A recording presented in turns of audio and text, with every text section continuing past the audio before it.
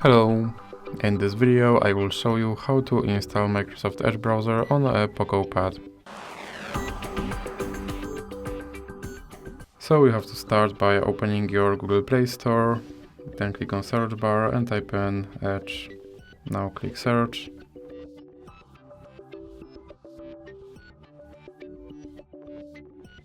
And then click install.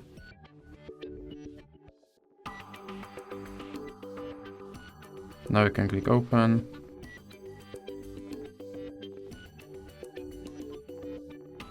And here you can set this browser as your default browser, or you can click not now, and now you have to click confirm.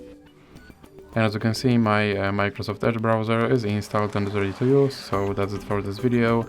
If you liked it, please remember to leave a like and subscribe.